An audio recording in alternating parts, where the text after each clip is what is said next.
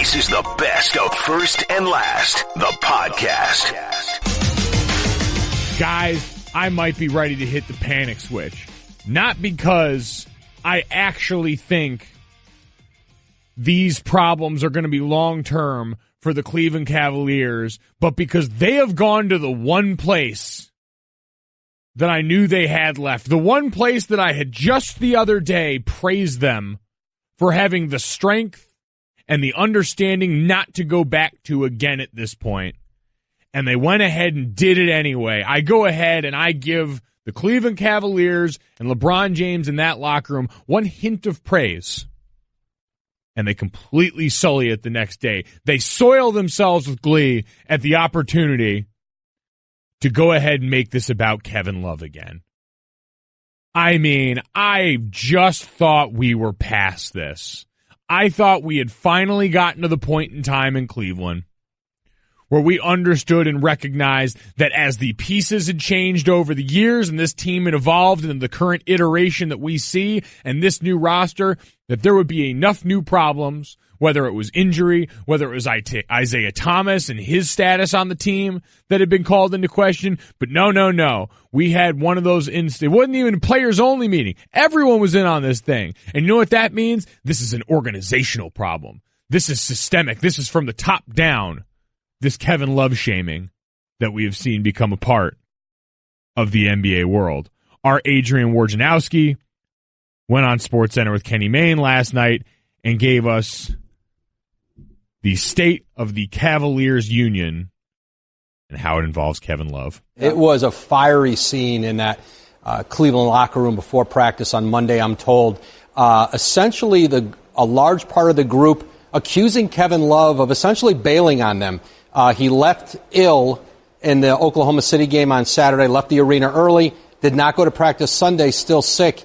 And they had a team meeting. They brought in the coaching staff, the front office, and several players pushed at the coaching staff at the front office to hold Love accountable, to hear exactly why he was gone. Love did talk to the group. I'm told in the aftermath of Love explaining himself, there was a better feeling about it, but there is a culture of finger-pointing that is going on in Cleveland right now. This locker room is divided.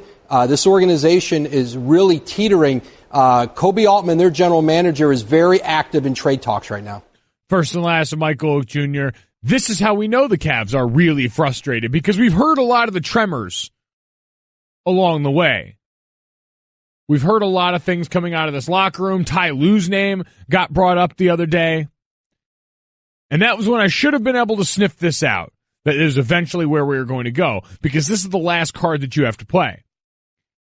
And LeBron James had been throughout the majority of this month, the month that usually tries his patience, steadfast, confident, hell, even bordering on positive on certain occasions. And then we got the Ty Lue comments the other day. And now we get this, where the frustration mounts so high that everyone just eventually sits up in the room and points to the most recent thing and the easiest choice throughout all of this. Blame Kevin Love. Because when we look at it now, what do they have to be frustrated about? Well, they're sitting at third in the Eastern Conference. They're 6 games out of first place. Our NBA power rankings came out the other day, and I had to scroll further down that page than I have ever really been used to or comfortable to find the Cleveland Cavaliers sitting at 8 behind the Oklahoma City Thunder, the Kawhi Leonard-less Spurs, the Timberwolves, the Raptors, the Celtics, the Rockets, and the Warriors. Not used to having to dig so deep. And so now it gets to the point where we ask questions, and you heard Kobe Altman is actively involved in trade talks. Saw articles yesterday. At first, I thought we were going to be coming in this morning and having the discussion in Cleveland about the future of Isaiah Thomas, who there were reports of yesterday was becoming a bit of a fit issue as he gets back and gets healthier and gets more involved in the offense, that he's a little bit too much of a gunner, and that he may be one that they angle in trade talks. And maybe it's one or both. Kevin Love has certainly been a guy that when it was coming up to this offseason, this past offseason, where we finally saw Kyrie Irving traded and Kyrie Irving moved because of his own desire to break out, we all along thought Kevin Love would be the piece, the one that they would angle out there, because he seems, at this point, the one that's most expendable if you are trying to move an important enough piece to get anything in return. Now, he's been one that's also been directly affected by the return of Isaiah Thomas. We heard about the reports of him after practice, after the game the other night, going back out and getting shots up, just trying to find his way to fit in again. Because we know fitting out was apparently a problem that was thrown in the face of Kevin Love years ago. A problem, again, I thought we had worked through in all of this. But apparently I was giving people too much credit. And so now where do they go from here? Is this the point where we're willing to buy in enough on these problems? Or is this the point where we finally see a move made? Because as our own Stephen A. Smith points out, the problem here really lies on the outsides of Kevin Love, of Kobe Altman, and everyone else in here. It's really about two singular forces. If you remember with the Kyrie Irving trade, Cleveland sent Kyrie Irving to Boston. In exchange, they got Isaiah Thomas, Jay Crowder, Ante Cizic, a 2020 second rounder, and the 2018 first round pick from Brooklyn. It's unprotected, which means the more Brooklyn wins, the less valuable it probably makes the pick. See, what happens is this. Kobe Altman is a rookie general manager for the Cleveland Cavaliers. And if he wants to make a move to improve the team, he needs to give up that 2018 first round pick.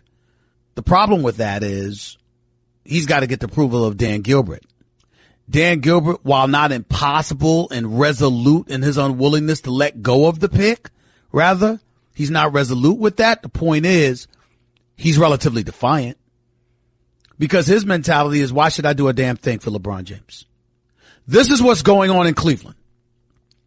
LeBron James is the greatest player in the world, who's been 8 straight NBA finals, or 7 rather. LeBron James spoke to Dan Gilbert before the season began, when the Cleveland Cavaliers were interested in entertaining Kyrie's demands to be traded. LeBron told Dan Gilbert he wants to stay with the troops that we have. He's ready to go to war with them. He spoke out against letting go of Kyrie. Dan Gilbert wasn't trying to hear it because Dan Gilbert in exchange asked LeBron James, are you willing to commit to the next 3 to 5 years? And LeBron was not willing to commit. So Dan Gilbert said, damn that. If that's the case, we're going to fall apart anyway. So let me use some assets that we have available to us and go from there. And that's what he used Kyrie for, to get what he got. Tyronn Lue is stuck in the middle of this garbage. So is Kobe Altman, the general manager. Kobe Altman is a rookie GM. You got the best player in the world on one side and the man that cuts your checks on another. And Tyronn Lue stuck in the middle. So what you really, really need is for LeBron and Gilbert to get on the same page, but it doesn't seem like that's possible unless LeBron is willing to commit to Cleveland for years to come, which he clearly is not willing to do. That, to me, is endangering everything. When you are as dysfunctional as the Cleveland Cavaliers have appeared, hell, anybody could beat you at that point. And that's what we're witnessing right now. First and last here on ESPN Radio and the ESPN app. So this is all about mom and dad, but you want to blame the kids. That's real mature, Cleveland. This is all about LeBron and Dan Gilbert, the way it's always been, but we want to blame Kevin Love. LeBron out here in the offseason, showing off, working out with Kevin Love at UCLA. I got your back, Kevin. All just a throne of lies. And at that point, you thought, well, that was really just to try and make Kyrie Irving jealous. To say, look, we're good. Don't need you. See how happy I am? My new boo? Over here, we're back in his old stomping grounds, making him feel loved and validated. But no, all this time, it's really just trying to do the best he can to keep the family together. But the minute things get tough, What do? You default back. It's just like anything else. This is like a quarterback trying to change their throwing motion. You can work on off-season mechanics all you want. You can drill it into the ground. You can show me you on the beach getting hit by George Whitfield's pool noodles, him waving broomsticks at you, and you making all the right throws. But the minute you get back into live bullets and get back into real game-time action, that long throwing motion's come back, that thing's going to dip down by the hip, and everyone on defense is going to know where you're telegraphing throws. The Cleveland Cavaliers are that long throwing motion because the minute the going gets tough, the tough get blaming Kevin Love. First and last, the podcast. And I am so distracted by one sound on this board in particular because of the way it's labeled. I look down amidst all these and you'd see normal things like Adrian Wojnarowski, our ESPN NBA insider. You'd see Mike Vrabel, Tennessee, because he is the new Tennessee Titans head coach. You would even see, let's say, Mel Kiper Jr., ESPN NFL draft analyst, somebody to let me know who and what is coming up on each of the sounds. And then right above that, I look and see Blake Bortles, Jaguars legend. Allie, did you do that? Was it in the system like that before? No, I definitely did not do it. That's just how someone else labeled it. And I didn't know it was that until you literally started talking about the sound. I keep coming back to it. It's right in the center of the screen. And you can imagine it sticks out for multiple reasons. Someone's got jokes. Someone apparently has a very high opinion of Blake Bortles. It's ironic because you would not think, based on the sound that we will play later for you, coming up as we discuss the future of a litany of playoff quarterbacks in the NFL, the sound underneath the label Blake Bortles, Jaguars legend, does not match up with the idea of Blake Bortles being a Jaguars legend, as one might imagine. But right now it's time for Straight Talk, brought to you by Straight Talk Wireless, best phones, best networks, no contracts. And in labels that make much more sense, we've got them accurately listed. But John Horst, the Bucs general manager, came out yesterday and announced in a press conference that the Milwaukee Bucks were going to be parting ways with their head basketball coach in Jason Kidd. The success that we expect and going forward long term. And so you have short windows in the NBA to build towards contention and actually contend, and we didn't want to waste time in putting our team in the best position to do that. For us, at the end of the day, we have goals and expectations for this team, and we truly believe that making a change now gives us the best chance to have success, not only this season, but going forward. Joe Prunty is going to coach tonight's game. And we have another game on Friday. In between that time, we'll have a plan that we'll put in place that'll kind of lay out for the rest of the season. And we'll go into the summer and have an extensive coaching search and opportunity to hopefully find a great coach for this organization, of which Joe Prunty has every opportunity part of based on kind of what happens going forward. First and last, Mike Golic Jr. here on ESPN Radio and the ESPN app.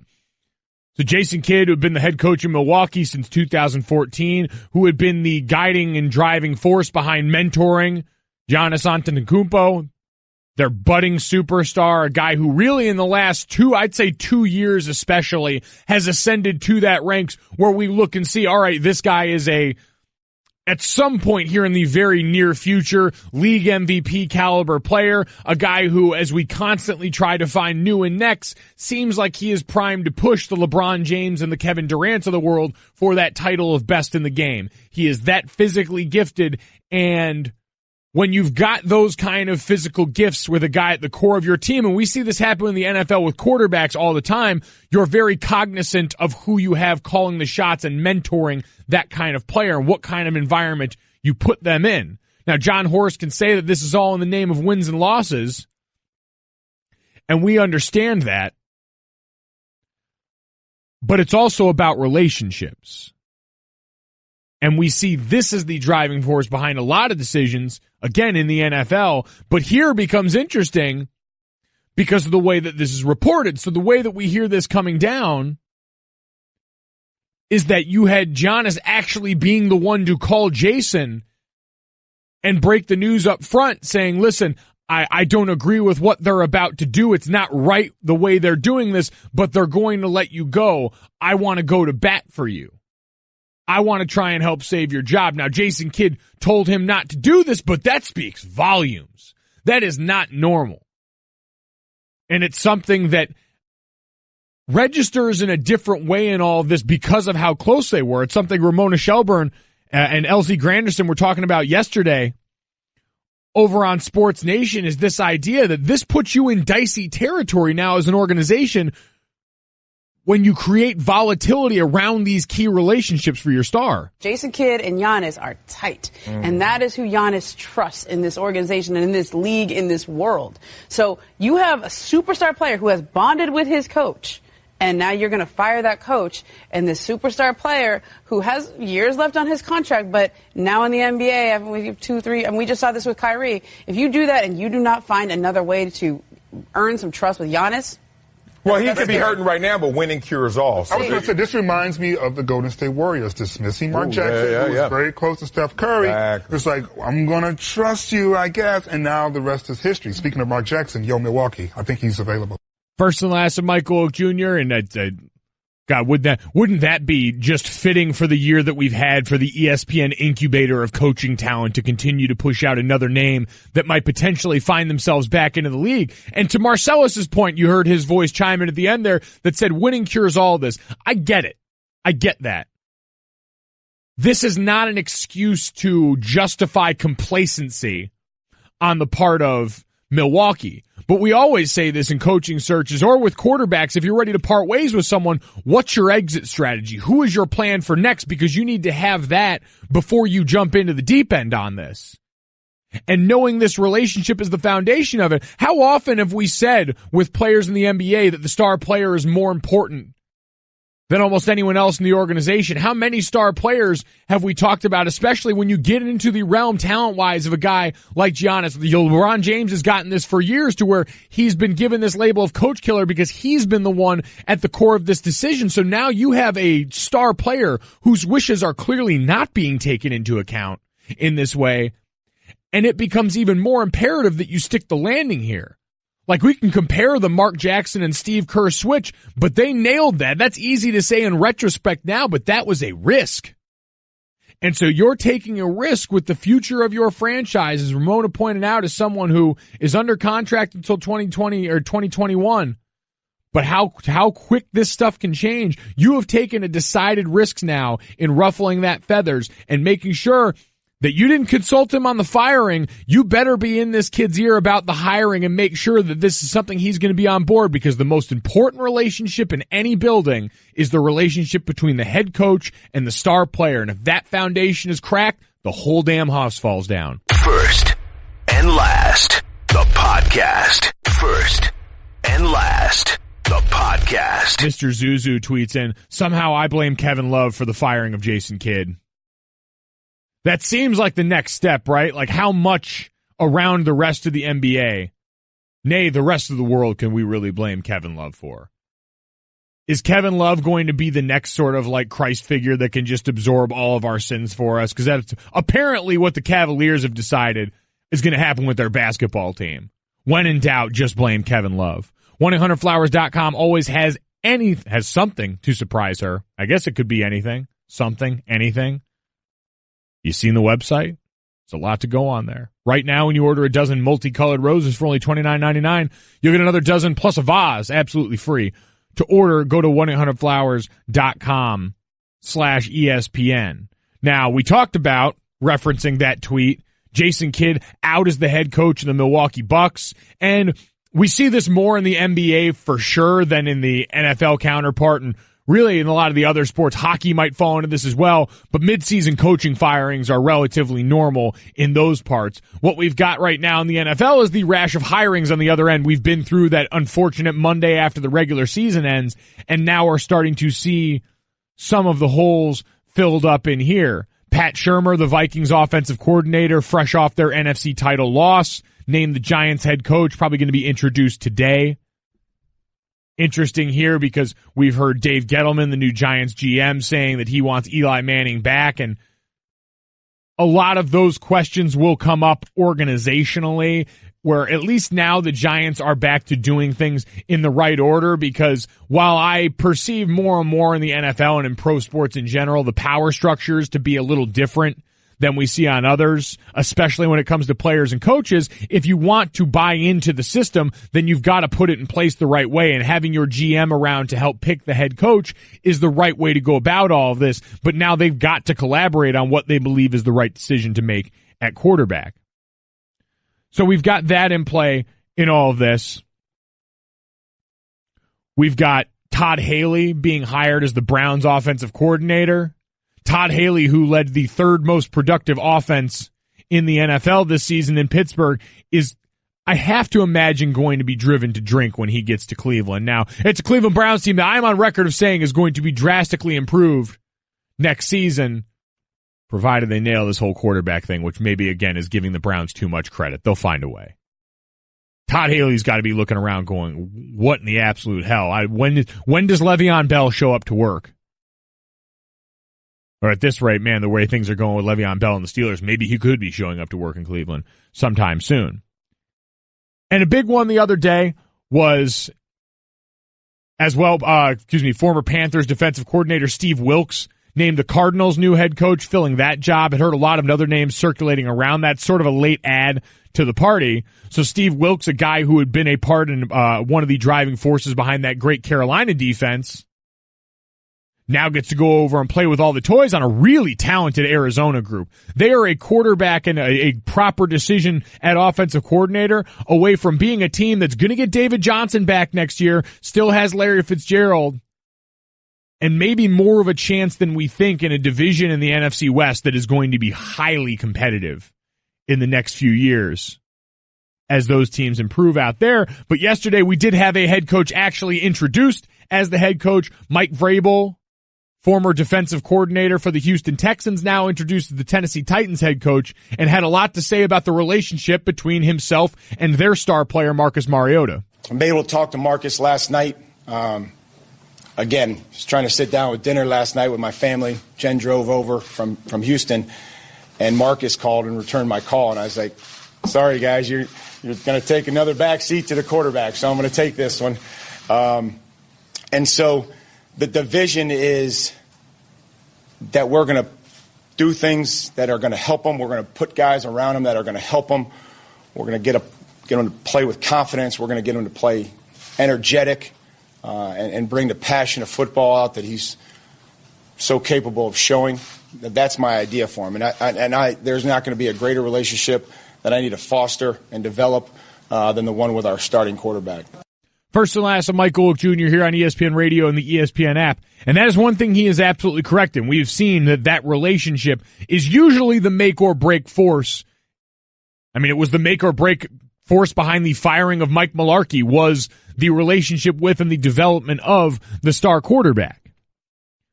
That's no question. So getting on the horn with him early, that should be your first call as a head coach, is figuring out, okay, I know what I've seen from afar, and if you're Mike Vrabel, I know what I've seen in the division, but it's what am I presented with behind closed doors. And it's interesting that he would come away with those words in particular. Now, the constant struggle between reading into things too much and trying to read the tea leaves is hearing those words, confidence, energy, and passion.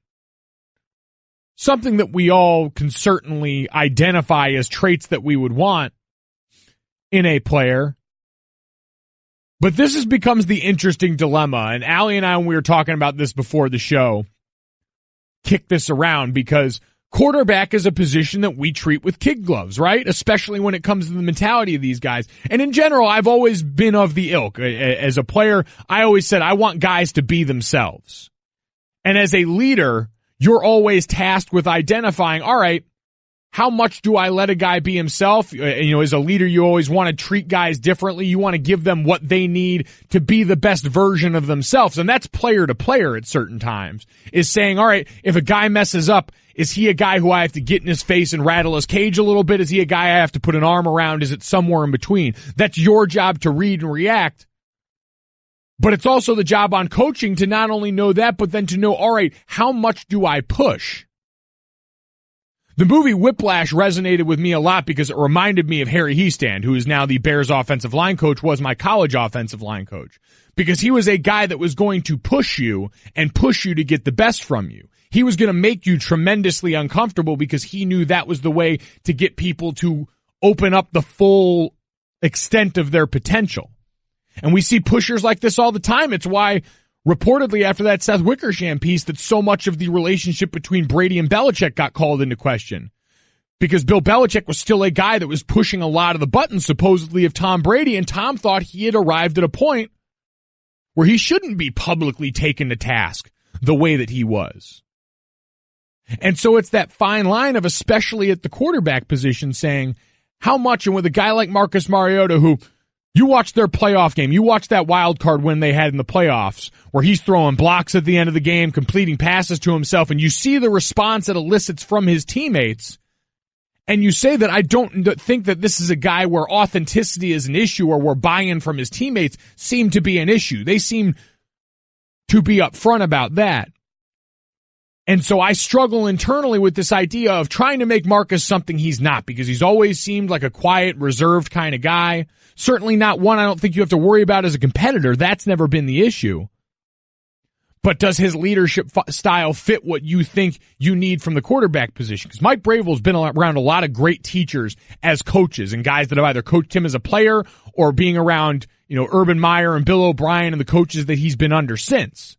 And it's that delicate dance between saying, all right, this is a quarterback. We understand that mentally we treat quarterbacks like children for whatever reason as far as their response to criticism in a lot of situations, and understand, we don't want to put too much competition in there in that quarterback room because they might respond differently to looking over their shoulder, even though every other position in the NFL has to deal with that. No one ever cares about the rest of those guys, but I understand that we are all not created equal in the NFL locker room or in any locker room in general. But this is an area where you've got to be careful, because with any player, it's finding that line. And this will be something, this is based off a phone call that Mike Vrabel had with Marcus Mariota. But it's identifying and saying, these are the traits that make Marcus great. These are the traits that have made it work so far. But that last coaching staff was fired because this organization didn't think that quarterback was developing at the rate and on the trajectory that they thought was going to get them the best return on investment. And so if you're Mike Vrabel, you were brought in to give them that ROI. And so his decision of how to best get there with the most important piece of the organization is going to be the only thing that decides his success or failure and how long his tenure is with this team. First and Last, the podcast. In addition to blaming Kevin Love for things this morning, as the Cleveland Cavaliers have now started to do, in addition to announcing some head coaching decisions made in the NBA, Jason Kidd let go by the Milwaukee Bucks. In addition to announcing some hirings in the NFL, Mike Vrabel introduced as the Tennessee Titans head coach, Steve Wilks named as the Cardinals' next head coach. Forgetting what, Pat Shurmur named as the New York Giants' next head coach, and Todd Haley named as the Browns offensive coordinator. We've got all these things going on. We get to bask in the afterglow of conference championship weekend, but we also recognize we're on the road to the Super Bowl right now. And in honor of that, we figured we would go back to familiar territory. Now, for those of you that were around and listening to First and Last around Christmas, because why wouldn't you? It was the most wonderful time of the year. We had our critically acclaimed series, the most imitated, Grammy-nominated, hotel-accommodated, cheerleader prom-dated, 25 Days of Decisions. Often imitated, never duplicated. Until now. Because we decided, all right, we got some time to kill before the Super Bowl. We got a lot of pressing questions. And some of them will become more X's and O's related in the very near future. But for right now, we thought, especially after, because one of the cool parts about watching, we all remember the iconic footage of Drew Brees and his son after their Super Bowl victory on the field, grabbing confetti, stealing the hearts and minds of America. But we've got a new challenger in there. So, Chris Long going to back-to-back Super Bowls with different teams. We saw the images the other day of him on the field after the game getting interviewed. And off to the side, we saw his father, Howie, and in Howie's arms, Chris's son, Waylon. 3 generations alongs, 2 of them already Super Bowl champions in Howie and Chris, who won with the Patriots last year. And it got us to thinking, would you rather win a Super Bowl yourself or have your child win a Super Bowl? You only get one. Now, we can't all be the Long family and have championships at all levels. Waylon, good luck. Ball's in your court, fam. And I guess to another extent, Kyle, who's Chris's younger brother, plays for the Bears, hoping that Matt Nagy and company coming over, giving them a shot at the Super Bowl crown. Saw him catching a lot of flack the other day, by the way, for wearing an Eagles hat after the game, after he watched his brother win the NFC title. If you are that fan of the Chicago Bears that is going to reach out and talk you-know-what to Kyle Long for wearing a hat to support his brother after the game, you need to take a long walk off a short bridge, because that is just a bunch of you-know-what. So anyway, would you rather? And I'll be interested in this because on the scale down a level, my dad almost had to watch this in college, where we had the chance to win a national championship, something that he will tell you, be the first to tell you they didn't come close to during his time at Notre Dame. He was a guy that didn't taste the Super Bowl at the NFL level either, and still, is a guy that refuses to go into that game because he didn't play in it himself. And so we'd like you guys to weigh in at ESPN Radio, at M. Golic Jr. 57 on the 1-800-Flowers.com Twitter feed. You guys can check in with that. It got us down an interesting path in here, though, because, listen, we in this studio are of the age where children are starting to become a reality. I got a younger brother who just got married, who at some point, I imagine, will give my mom some grandkids so she gets off my back. Please, Jake, Jenny, help me. But a bunch of my friends have recently become parents, and Allie is recently married, and you and Michael at some point will entertain kids. But it's interesting the way that we look at this, because we looked at this poll at the beginning this morning when we were thinking about it and said, man, winning a Super Bowl on your own would be great, but hell, winning as a parent, you can go through all of the same experience and be drunk the whole time. And that was when we realized that maybe we're not quite as prepared for children as we once believed. I would like to point out that the first thought was that bragging rights and how proud you would be. And the second thought was how much fun would it be to get to go through all of that. We got to the second thought pretty quick in that conversation, though, after all that pride, right? Yes, really quick. Because, I mean, listen, this is not something that's been all too unfamiliar. And as people who see life, it's just fascinating to me because we'll get over there to Golic and Wingo later today, and Dad and Trey are both fathers, longtime fathers. And so I'm interested how the vantage point is in the way that we see the idea of kids right now. Because, I mean, you've been planning out the last year of your life based on when you're going to have kids and how it affects the drinking schedule more than anything else. Right, yeah. So we decided that we were going to have one last summer of fun because last summer, which we thought would be our last summer of fun, we were too busy planning the wedding. So, which, yeah, of course. You know, kind of a big deal. This summer is going to be our one last summer of fun. Because why take time off of the interim when you know I'm going to have to give 9 months? Right? Not having any fun because of this baby. I hope my parents aren't listening. I hope a lot. I'd be interested how, I mean, because it's one of those things we give ourselves a lot of credit for thinking this way. Like our parents didn't also share a lot of these thoughts along the way. So I'm sure that generation's listening going, oh, yeah, I know, get it. I've heard a lot of stories about my mom and her approach to having a child. So I'm pretty sure that I am her daughter. Yeah, we're just spinning this forward into 2017. We don't believe that we are unique and special snowflakes in all of this. But at the same time, when you've got friends that have said, man, I can't wait to have a kid so I can stop going out so much, you realize that our viewpoint on this may be a little skewed. So at ESPN Radio, at M. Golic Jr. 57, we'll save the full-on discussion on parenting for another day.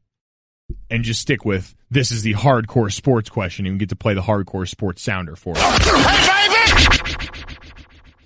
I want to be the guy, by the way, one day that just cuts all of those arbitrary hardcore NFL sounds. The old school Mike and Mike 5-point stance sound where it's just football grunts layered on top of other football grunts. Really get you in the mood for some football. First and last, the podcast. First and last, the podcast. And we will get to some of the strife in Spurs land in just a minute, but we do have some great tweets coming in. You guys can vote on our poll at ESPN Radio in our Super Decision series. Would you rather win a Super Bowl yourself or have your child win a Super Bowl? And we are deadlocked. This never happens at 50-50 right now, which I have to imagine is the actual fault line between parents and non-parents voting on this. We'll see as we get over to Golic and Wingo later today what the swing votes look like in Dad and Trey, who are actual parents. Furious Styles 85 tweets in, I'd rather create a champion than be a champion. Hashtag champ batter. Mr. Jackson, I would love to see my son win the Super Bowl. I never played pro ball, so I'm excited for him. We've also got what has come out this morning because of the Cleveland Cavaliers, the hashtag blame Kevin. Since they're going to blame Kevin Love for everything, we'll let you blame Kevin Love for everything. Officially, Nick tweets in, I heard we can hashtag blame Kevin for Game of Thrones coming out in 2019. Kevin O'Neill tweets in, hard to believe Cleveland is paying $21 million for Kevin Love when I've been giving mine away for free. And of course, you knew this was going to come up. Sal B216 says, I hashtag blame Kevin for the government shutdown. By the way, happy end of the government shutdown. 69 hours in. We got it. We did it. We came together. 888-729-3776. That is our telephone number. We've talked about this morning. There's a lot of understanding right now, I think more than ever, of the importance of the relationship between star player and coach because we see it drive decisions everywhere. Or so we thought in Milwaukee as Jason Kidd was let go despite the wishes of Giannis Antetokounmpo, their young budding superstar.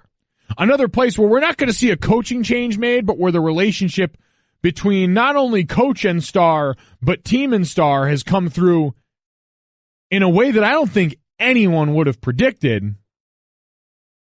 Kawhi Leonard, according to our own Adrian Wojnarowski, apparently becoming increasingly frustrated with the Spurs organization and front office specifically. This has festered now for several months. Leonard has played only 9 games this season for the Spurs. And what's been a very complicated injury, R.C. Buford, the Spurs GM, denies that there's any issues between the two sides. But he did admit in our story today on the record that this has been an extremely frustrating process for the organization, for Kawhi Leonard, for his teammates. And this is certainly something that right now is an issue within that Spurs organization. Leonard is their franchise player. He's one of the best 3 or 4 players in all of the NBA. First and last of Mike Golic Jr. And this now to me feels like uncharted territory for a franchise that has been immune to a lot of these trappings for a long time.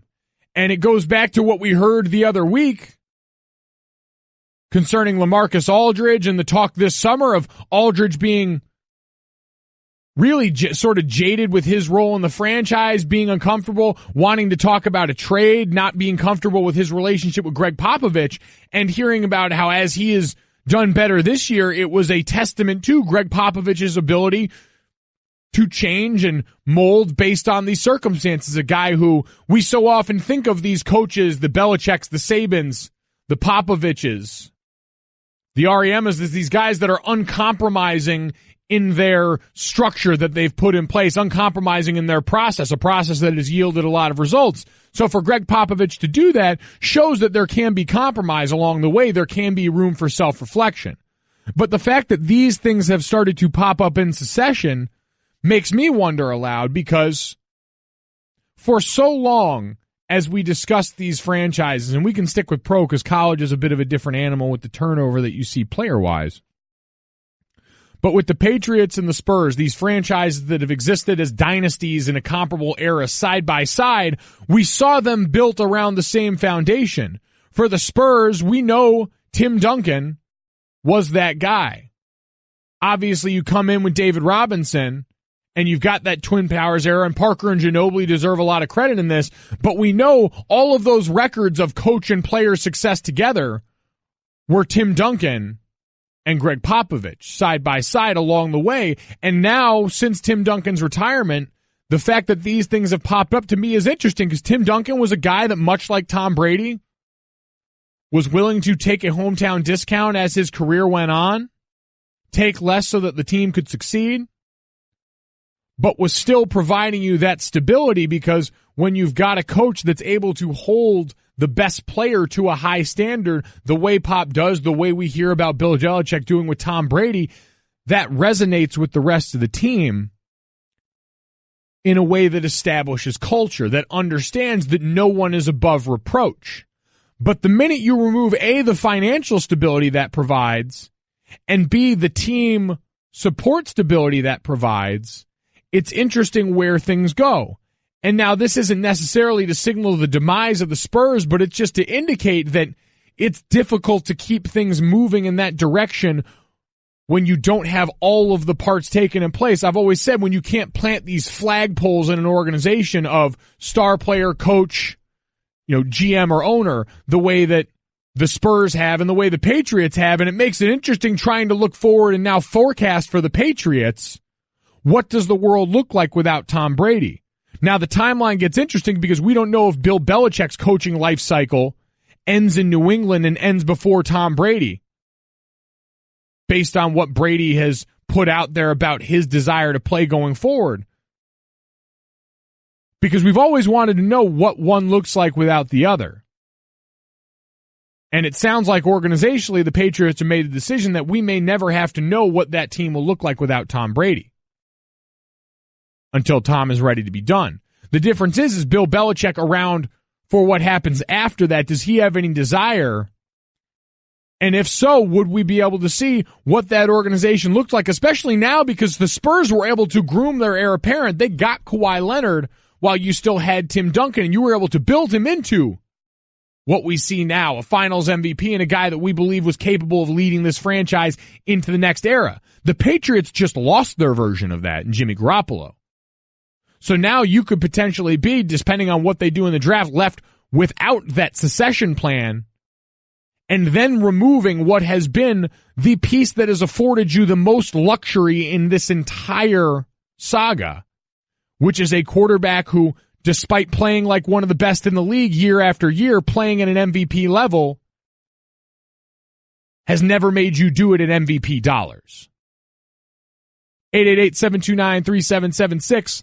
Let's go to the Shell Pennzoil Performance Line. Jamie in St. Louis. Jamie, you're on First and Last with Mike Golic Jr. What's going on? Hey, Mike, you have a great show. I listen every night. I hate it when you're not on. We miss listening to you. Thank you. Appreciate it. I have a perspective on the question, the Twitter question you have. It's probably going to be the dad perspective, but I played baseball. I had a cup of coffee in the Cincinnati organization, and it was awesome. I was an emotionally driven, hard-working guy, but I've got two boys that wrestle in college. I got a daughter that plays softball and a son that's getting ready to wrestle for the state championship in Missouri, and there is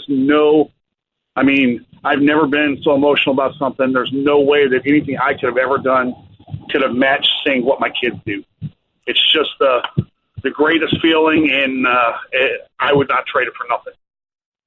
Jamie, we appreciate the call, and seems to echo what I'd imagine most parents would say, which only highlights what degenerates me and Allie are, as our commentary on this was enjoying the Super Bowl ride as a parent would just allow you to be drunk for more of the experience than it would be being the child.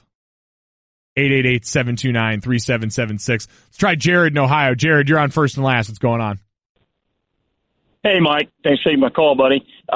So your last caller, kind of same guideline I'm going to go with. I coach high school football in a little private Catholic school in Southern Ohio, and I watch these parents live through their kids. And so, like I told Allie, I would want to be the parent of a champion, whether it be, a daughter or a son, but I just wouldn't want to live through them, and so I guess you kind of toe a fine line there as a parent, being very proud and excited for your kid, but then also, you don't want to be kind of, riding their coattail or kind of like the ball father does, and be that kind of a loser. So, be proud for your kid, but not be a loser like a dad like he is. Thanks. Appreciate the call. And it gets into interesting territory. You're right there of how much is too much. And we've seen throughout sports history littered with parents who have pushed kids too far, who have burned out before they ever had a chance to maybe accomplish to the level that they wanted to. It's a super fine line, because then on the other side, I just think of Friday Night Lights. In the movie, when you've got Tim McGraw, get you one of these. Like, there's the pressure that comes on the other hand of all of a sudden you're the parent that's accomplished this, and you've got a kid that feels the need and the pressure to go out and try and match or exceed that.